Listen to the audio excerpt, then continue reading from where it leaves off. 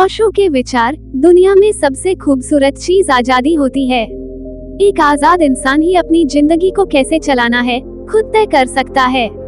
लेकिन हमारी अगर भीतर से यह चाहत है कि हम दूसरों को कैद करना चाहते हैं, तो हम कभी आजाद नहीं हो सकते। आज की कहानी इसी विषय पर है। शुरू करते हैं ओशो के विचार की एक प्रेरणादायक कहानी, आजादी से प्यार करो। सुधीर एक जिज्ञासु इंसान था और वह अपने जीवन का बड़ी ही बारीकी से निरीक्षण करता था। यूं तो उसके जीवन में कोई कमी नहीं थी, पैसा था, एक पत्नी थी, बच्चे थे, लेकिन फिर भी उसकी जिज्ञासा उसके भीतर निरंतर चलती ही रहती थी। सुधीर आज बहुत खुश था क्योंकि वह आज ओशो का प्रवचन सुनने के लिए जा रहा था। उसके जीवन में बहुत सारा बदलाव ओशो को सुनकर ही आया था। आज उसके भीतर एक और सवाल उपजा था और वह इस सवाल का जवाब जानने के लिए वहां पहुंचा जहां प्रवचन होने वाला था। एक बहुत बड़ी सभा लगी थी जहां पर बहुत सारे लोग थे और सामने ओशो माइक लिए बैठे थे। लोग ओशो से किसी भी प्रकार का सवाल पूछ सकते थे क्योंकि वहां कोई नैतिक वर्जना नहीं थी कि यह सवाल गलत है या सही।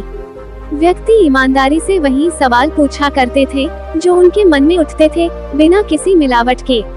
सुधीर के हाथ में माइक आया और उसने पूछा, भगवान, मैं आपसे ये पूछना चाहता हूँ कि मेरी पत्नी बहुत अच्छी है, लेकिन उसके बाद भी मुझे दूसरी स्त्री क्यों अच्छी लगती है?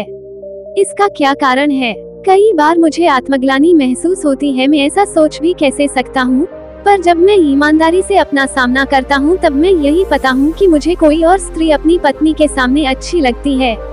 ओशो बोले, क्योंकि तुमने पत्नी से अपना रिश्ता बना लिया है जिससे हम अपना रिश्ता बना लेते हैं, और कोई दूसरी स्त्री इसलिए अच्छी लगती है क्योंकि उससे तुम्हारा कोई रिश्ता नहीं है, वह तुमसे आजाद है।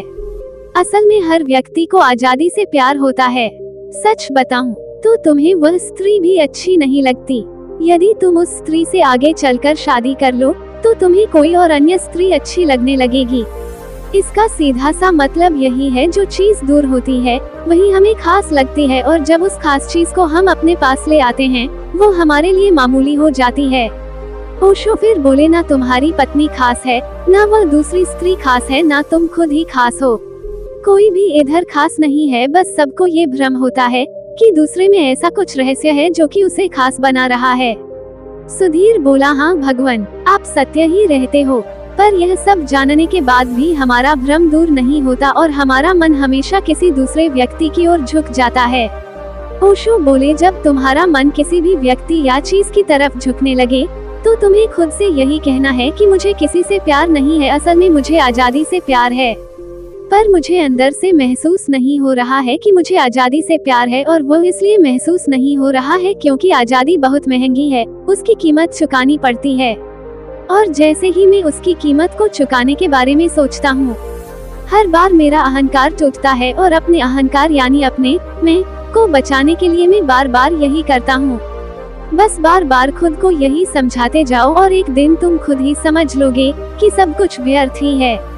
सुधीर बोला, बहुत बहुत धन्यवाद भगवान। असल में आप किसी सवाल का जवाब नहीं देते, बल्कि हमारे सवालों को गिरा देते हैं, फिर जवाब देने की आवश्यकता ही नहीं पड़ती। ओशो का जवाब सुनकर सुधीर की समझ और विकसित होने लगी, और वह समझने लगा था कि यह सिर्फ हमारे मन के खेल है, इसमें कुछ नहीं रखा है। आजादी का सच्चा मतलब यही है कि अपने उन विचारों को खुद से अलग कर देना जिनके होने या ना होने से हमारी जिंदगी को कोई फर्क नहीं पड़ता। ये कहानी हमें ये सीखने की कोशिश कर रही है कि हम कुछ पा लेने को आजादी कहते हैं, लेकिन सबसे बड़ी आजादी तो उन व्यर्थ चीजों को त्यागने में है जिसे हमने बेवजह ही अपने सर पर बिठा रखा है। इसलिए व्यर्थ के सवालों, चीजों और लोगों को अपने जीवन से बाहर निकालो, क्योंकि तुम्हें तो सिर्फ आजादी से प्यार है। तो कैसी लगी ये वीडियो आपको हमें कमेंट करें और हमारे चैनल को भी सब्सक्राइब करें। धन्यवाद।